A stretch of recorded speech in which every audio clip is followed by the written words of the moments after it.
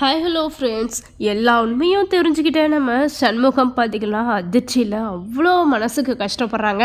ஏன்னா தன் பிள்ளையுடைய வாழ்க்கையும் அண்ணத்துடைய வாழ்க்கையும் நானாக பார்த்து கெடுத்துட்டேனே அப்படின்னு நினைக்கும்போது ரொம்பவே குற்ற உணர்ச்சியாக இருக்குது அப்படின்னு சொல்லிட்டு நம்ம சண்முகம் அழுற அழுகையை தாங்கவே முடியல.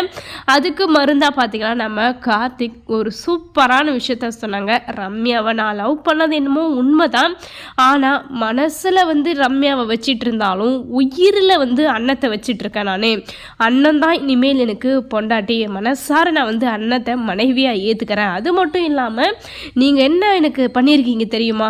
தகரத்தை விட்டுட்டு தங்கத்தை கொடுத்துருக்கீங்க. எனக்கு இப்படி ஒரு வாழ்க்கையை நீங்கள் கொடுத்துருக்கீங்கன்னு நினைக்கும் போது நானே ரொம்ப சந்தோஷப்படுறேன்.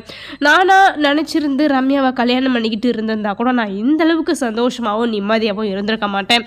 எனக்கு அண்ணன் கிடைச்சது மிகப்பெரிய வரப்பிரசாதம் அப்படின்னு சொல்லிட்டு நம்ம கார்த்திக் பார்த்திக்கலாம் இவ்வளோ சூப்பராக எடுத்து சொல்லுவார்னு நினச்சி கூட பார்க்கல. இதனால் நம்ம அண்ணன் பார்த்திங்கன்னா மெய் மறந்து போகிறாங்க.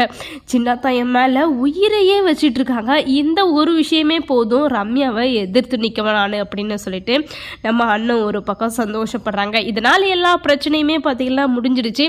ஏன்னா சின்ன சின்னதாக நம்ம ரம்யாவுக்கும் கார்த்திக்கும் ஏதோ சம்மந்தம் இருக்குது அப்படின்னு சொல்லிட்டு நம்ம சண்முகம் பார்த்திங்கன்னா நினச்சிட்டு இருந்தார், கஷ்டப்பட்டுக்கிட்டு இருந்தார். இப்போ அதுக்கு எல்லாத்துக்குமே பார்த்திங்கன்னா ஒரு முடிவு கிடச்சிருச்சு. அது மட்டும் இல்லாமல் இன்னொரு விஷயத்தில் பார்த்திங்கன்னா எல்லாருமே தெளிவாக இருக்காங்க.